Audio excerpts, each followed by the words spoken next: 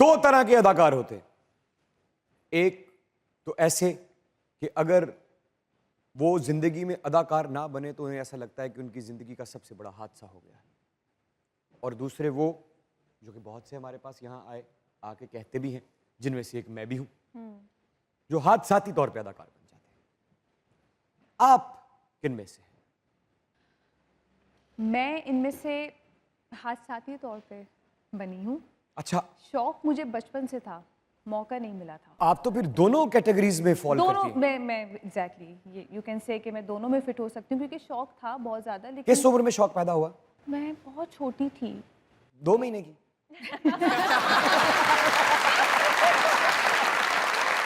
मैं 8-10 साल की होंगी मेरे ख्याल से, लेकिन मुझे ये याद है कि शीशे के सामने खड़े होकर डांस करती थी?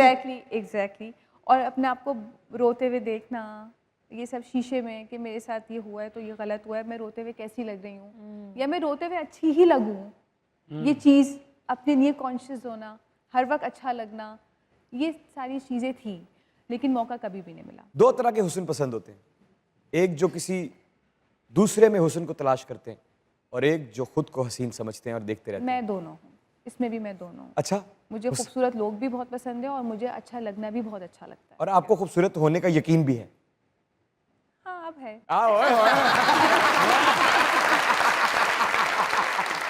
अच्छा, किस अदाकारा को देख के आप में शौक पैदा हुआ था कि मैं भी अदाकारा बनूंगी? अगर आपको अदाकारी करने का शौक था तो यकीनन आपको फिल्में ड्रामे देखने का भी बहुत शौक होगा। बिल्कुल।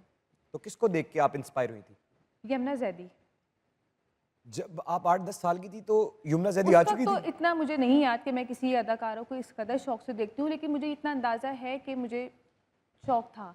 लेकिन जिस वक्त, क्योंकि मैं भी बिल्कुल बहुत ज़्यादा ही मैंने कम काम किया, इतना टाइम हुआ नहीं है। कितने साल हो गए आपको? मुझे 3 साल हुए हैं। क्या बात है, 3 साल में स्टार बन गई हैं आप। अच्छा, एक तो कैटेगरी आपने बता दी, क्योंकि आप दोनों में फॉल करती हैं। एक कैटेगरी का तो आपने बता दिया कि आप बचपन में शीशे के सामने खड़े होकर रोती थी और रोते हुए इस बात का खास ख्याल रखती थी कि कहीं खुदा ना खास्ता मेरा चेहरा बिगड़ ना जाए और मैं बदसूरत ना लगने लगूं, मेरा हुस्न वहीं का वहीं रहे, आंसू टपकते रहे, मैं रोती रहूं लेकिन हसीन रहूं। इतनी चीजों का ख्याल होते हुए बहुत ही कम लोग रखते होंगे या उनके जहन में भी कम ही आता होगा। लेकिन आपने फिर दूसरी बात ये भी कही कि मैं दूसरी कैटेगरी में फॉल करती हूँ, मैं हादसाती तौर पे एक अदाकारा बन गई। तो हादसाती तौर पर आप कैसे अदाकारा बन गई, जरा इसका जवाब तो दीजिएगा। मुस्तकिल मिजाजी नहीं है आप में? बिल्कुल। हर मामले में? काम के मामले में मैं ज़्यादा इस वक्त बात करूंगी, क्योंकि मुझे हर चीज़ करने का शौक है। मुझे अच्छा। हर चीज़ एक्सपीरियंस करने का गाड़ियां शौक ठीक करने का भी? है। किसमें इंटरेस्ट है? जैसे कि मैं एक आर्टिस्ट भी हूँ, मैं पेंटिंग वगैरह भी करती हूँ। तस्वीरें बनाती हैं? जी बिल्कुल। सिर्फ खूबसूरत चेहरे बनाती है ना आप? ਜਾਂ ਮੇਰੇ ਵਰਗੇ ਵੀ ਬਣਾ ਲੈਂਦੇ। ਉਹ ਜਿੱਥੇ ਰੰਗ ਡੁੱਲ ਜਾਏ ਫਿਰ ਇਹੋ ਜਿਹੀ ਆਪੇ ਹੀ ਬਣ ਜਾਂਦੀ। सिर्फ, अच्छा सच्ची बात कहिएगा, सिर्फ खूबसूरत चेहरे बनाती है ना? चेहरे भी और खूबसूरत मंजर भी। मैं सिर्फ क्या चेहरों बात। की बात कर रहा हूँ। चेहरों से ज़्यादा मंजर। लेकिन जब भी जो भी चेहरा आज तक बनाया है वो खूबसूरत बनाया है ना? बिल्कुल। क्या बात। हुस्न पसंद होना कोई बुरी बात थोड़ी है। वाह। नैन नक्श बड़े देख देख के, नाक नैन ऐसी हो और होंठ ऐसे हो, छोटी छोटी डिटेलिंग। यानी 3-4 तस्वीरां रगड़ के ਤੁਸੀਂ ਇੱਕ ਬਣਾਉਂਦੇ।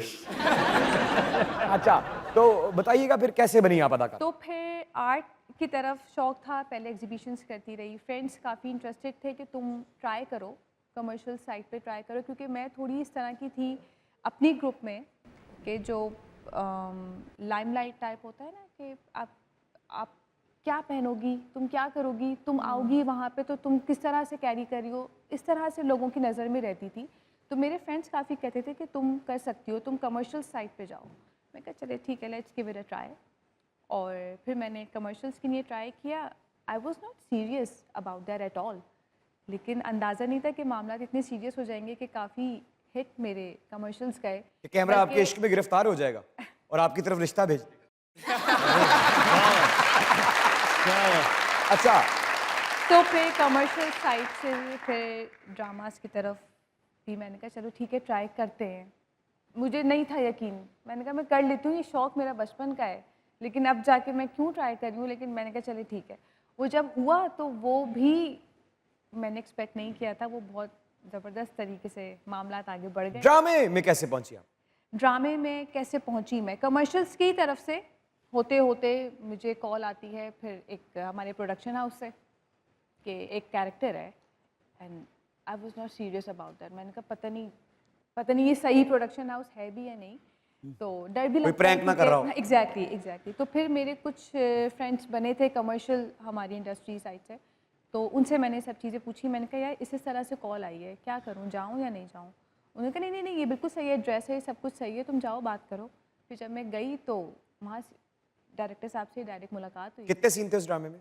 उसमें तो बहुत कम थे, बिल्कुल। मैंने खुद उनसे कहा था, मैं कहा देखिए ये मेरा फर्स्ट अपीयरेंस होगा एज एन एक्टर तो एक्ट्रेस, तो इसलिए मैं ज़्यादा सीन नहीं लेना चाहूँगी। लेकिन थे कितने?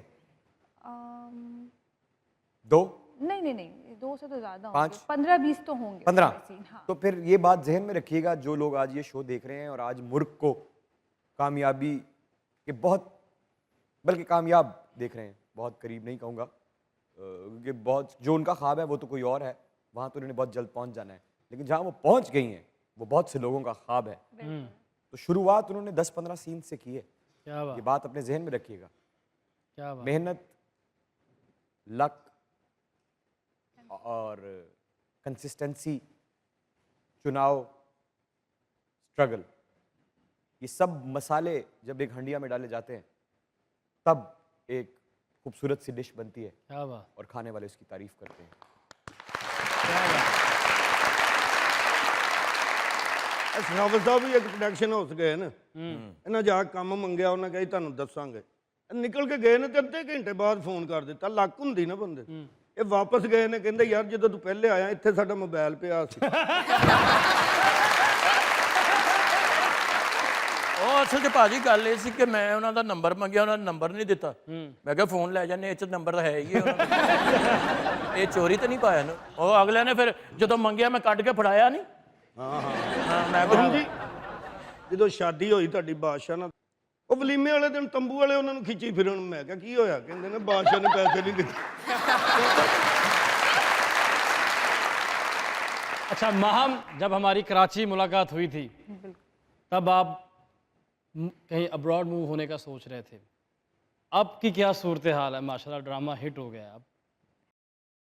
अब मैं बीच में फंस गई हूँ।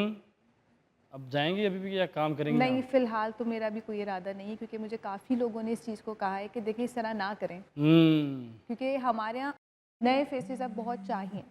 एक मिनट ठहरे, आपके डायरेक्टर साहब का फ़ोन आ गया है और मैं डायरेक्टर साहब को ऑन एयर अस्सलाम वालेकुम सर, ये देखें कैसा हमारा नसीब और ये कैसी वो क्या कहते हैं कोइंसिडेंस कि इस वक्त आपकी अमीन साहब अस्सलाम वालेकुम। वालेकुम अस्सलाम, कैसे हैं इमरान आप? मैं बिल्कुल ठीक ठाक। सबसे पहले तो आपको बहुत ज़्यादा मुबारक हो सुपर हिट ड्रामा देने पे, और उसके बाद आपको ये बताना चाहूँगा कि इस वक्त आपकी एक अदद हीरोइन मुर्ख मज़ाकरात के सेट पर मौजूद है और हम शो रिकॉर्ड कर रहे हैं। अभी थोड़ी देर पहले उन्होंने आपके काम की तारीफ़ की और आपका फ़ोन आ गया। आप कुछ कहना चाहेंगे सर उनके बारे में? मुर्ग के बारे में जो है वो मैं यही कहना चाहूँगा कि वो बहुत ही अच्छी बच्ची हैं और बहुत टैलेंटेड हैं और बहुत डेडिकेटेड आर्टिस्ट हैं।